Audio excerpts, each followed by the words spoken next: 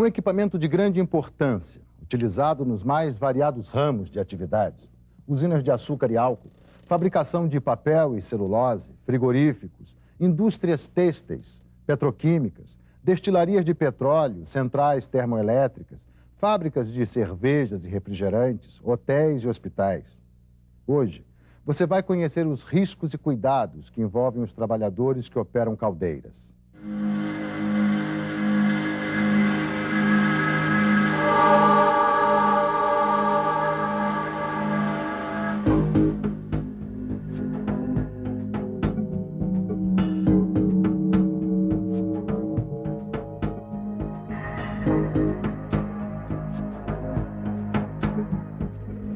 As caldeiras são usadas há séculos. Os primeiros navios e as locomotivas eram movidos a vapor.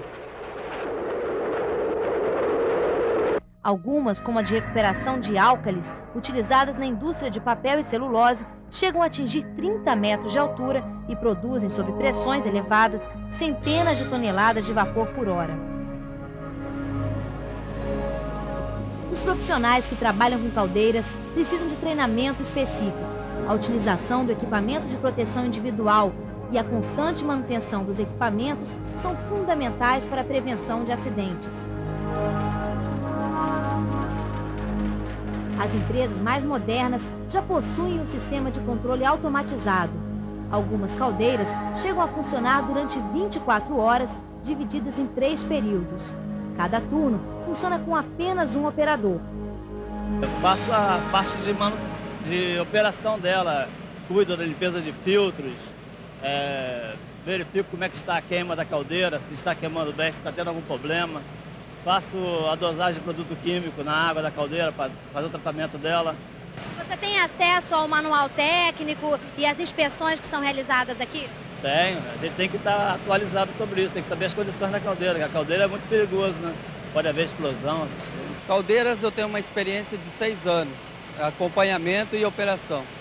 Você teve algum treinamento antes de começar a trabalhar com caldeiras?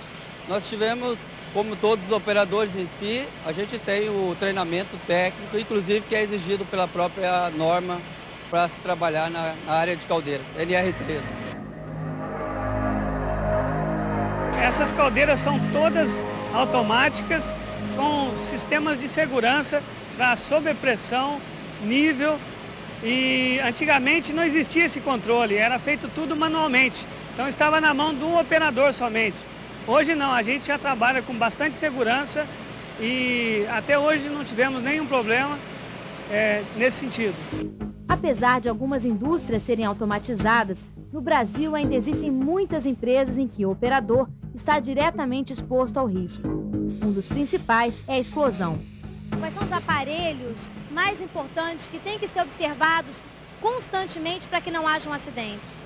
Primeiramente, nós temos que ter funcionando perfeitamente, bem calibrado, o manômetro, que vai nos mostrar a pressão de trabalho e depois nós vamos ter que fazer, temos que fazer diariamente também a correção, por exemplo, verificar pressostatos que desligam os combustores, pressostatos que faz o bloqueio geral da caldeira no caso do excesso de pressão.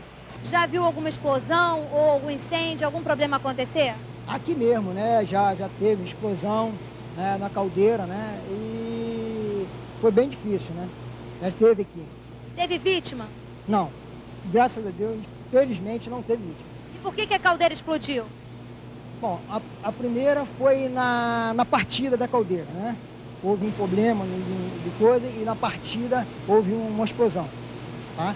E a segunda acho que foi em Campanha. Ela também houve uma explosão também, né? Mas aí foi problema operacional. Podemos ter explosões na parte do gás, na parte de alimentação do combustível e explosões na parte da água, tá? Você pode ver aqui nos queimadores, tá? Os queimadores da caldeira, ele permite a queima com óleo combustível e com gás natural. Esse painel que nós vimos aqui é um painel de acendimento e de segurança da caldeira. Ou seja, essas caldeiras, elas são compostas de detetores de chama. Existem detetores de chama.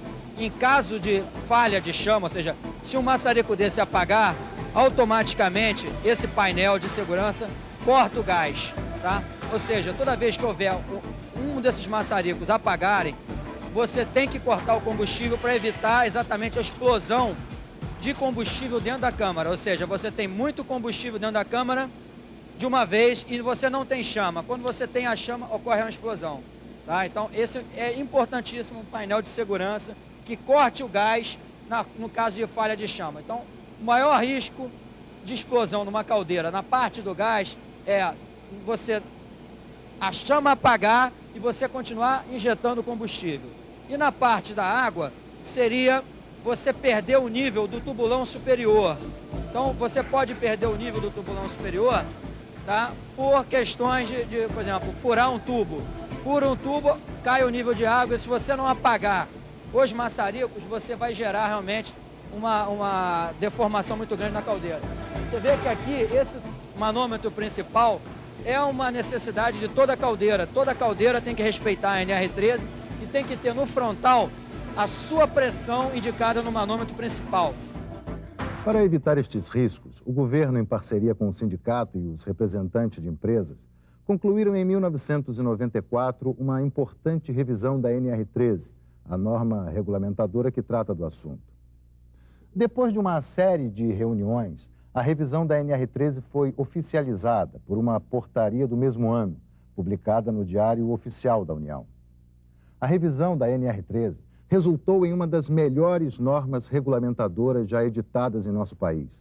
Tanto é que inspirou a Fundacentro a publicar o Manual Técnico de Caldeiras e Vasos de Pressão, onde a norma é comentada item por item. Levou também a Secretaria de Segurança e Saúde no Trabalho a editar a Portaria número 393, conhecida também como NR0, de 9 de abril de 1996. Esta portaria estabeleceu os procedimentos para a realização da revisão de normas regulamentadoras do Ministério do Trabalho. Além disso, instituiu a Comissão Tripartite Paritária Permanente, pela qual deve passar toda a revisão ou criação de NRs. Em 1995, o Brasil propôs aos outros países do Mercosul a adoção da NR13. A NR13 lista as irregularidades que são caracterizadas como risco grave e iminente.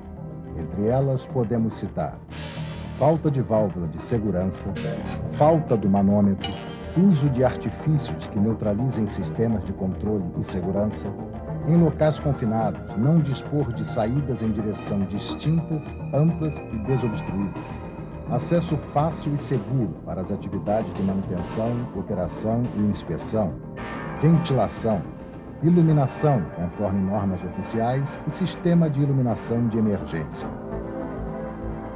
Conseguimos deixar escrito, deixar consolidado nessa norma diversos aspectos que dizem respeito aos trabalhadores e que é uma tarefa nossa estar o tempo inteiro na fábrica buscando melhores condições de saúde, segurança e meio ambiente. Não só para nós, como para a própria sociedade, para a comunidade como um todo. E é por isso, então, que a gente listou alguns itens nessa norma, aumentando, inclusive, as condições de risco grave e iminente, que são situações que ocorrem na indústria, lamentavelmente ainda ocorrem. Né? Por exemplo, o que a gente chama de bypass de sistema de segurança, ou jump de sistema de segurança, onde um sistema de segurança ele existe para justamente uma espécie de disjuntor, né? Quando você tem uma sobrecarga no sistema, ele desarma. Muitas vezes isso acontece onde as empresas bypassam, jumpeiam esse sistema e você fica desprotegido, né? Então é um perigo muito grave, iminente, isso está registrado na norma e fazer cumprir essa norma é tarefa nossa. E é importante deixar claro que situações de risco grave e iminente como essas, quando identificadas pela fiscalização do Ministério do Trabalho, determinam a interdição do equipamento, o que pode resultar na paralisação de uma fábrica ou de uma unidade inteira. A NR13 atual, ela incorpora aspectos de projeto dos equipamentos, aspectos de instalação, como posicionar os equipamentos nas plantas, né? Aspectos relativos à operação, né? Quem vai operar a caldeira, o vaso de pressão, qual é o grau de instrução, qual o treinamento que tem que ter, né? Ela incorpora aspectos de manutenção, se você vai fazer um reparo, né? Como é que você vai fazer esse reparo para ele ficar bem feito e não acabar prejudicando a segurança concebida no projeto? E também, é lógico, incorpora aspectos relativos a inspeção, a retirada do equipamento de operação para fazer a inspeção de equipamentos. Então, esse foi um ponto que a NR13 evoluiu bastante. As mudanças foram justamente nos 3 segmentos, né? O segmento governamental. Houve uma tremenda desburocratização. Então, muita coisa que era exigido em termos de carimbo, em termos de papéis, isso foi bastante saneado.